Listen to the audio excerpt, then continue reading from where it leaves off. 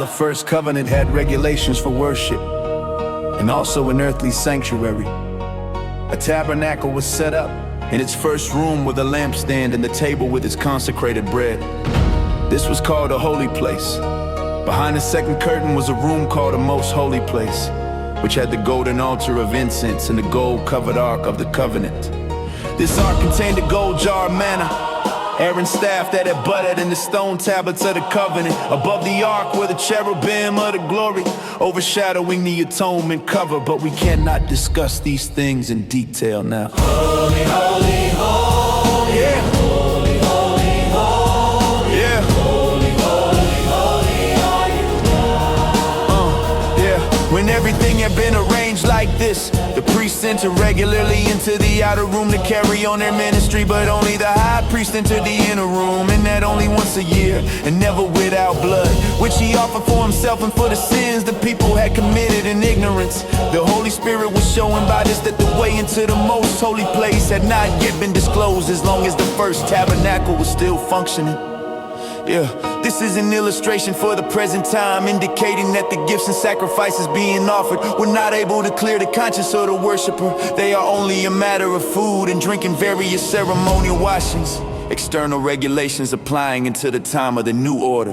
Holy, holy, holy, Yeah. holy, holy, holy, Yeah. holy, holy, holy are you God. Yeah, but when Christ came as high priest of the good things that are now already here, he went through the greater and more perfect tabernacle that is not made with human hands, that is to say, is not a part of this creation. He did not enter by means of the blood of goats and calves, but he entered the most holy place once for all by his own blood, thus obtaining eternal redemption. The blood of goats and bulls and the ashes of a heifer sprinkled on those who were ceremonially unclean, sanctify them so that they are outwardly clean. How much more then will the blood of Christ, who through the eternal Spirit offered himself unblemished to God, cleanse our conscience from acts that led to death, so that we may serve the living God.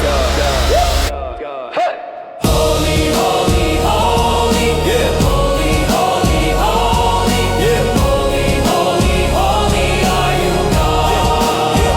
Yeah, for this reason Christ is the mediator of a new covenant, that those who are called may receive the promised eternal inheritance. Now that he has died as a ransom to set them free from the sins committed under the first covenant. In the case of a will, it is necessary to prove the death of the one who made it, because a will is enforced only when somebody has died. It never takes effect while the one who made it is living. This is why even the first covenant was not put into effect without blood. When Moses had proclaimed every command of the law to all the people, he took the blood of calves together with water, scarlet wool, and branches of hyssop, and sprinkled the scroll on all the people. He said, "This is the blood of the covenant, which God has commanded you to keep." In the same way, he sprinkled with the blood both the tabernacle and everything used in his ceremonies. In fact, the law requires that nearly everything be cleansed with blood, and without the shedding of blood, there is no forgiveness.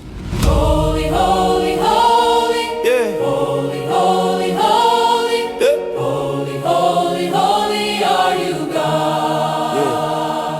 It was necessary then for the copies of the heavenly things to be purified with these sacrifices.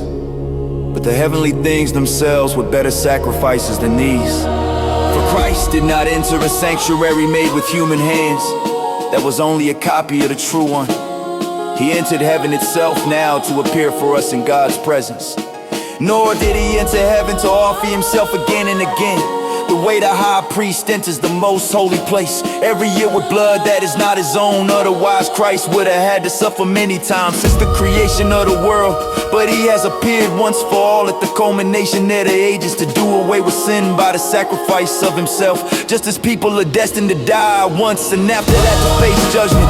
So Christ was sacrificed once to take away the sins of many, and he will appear a second time, not to bear sin but to bring salvation to those who are waiting for him.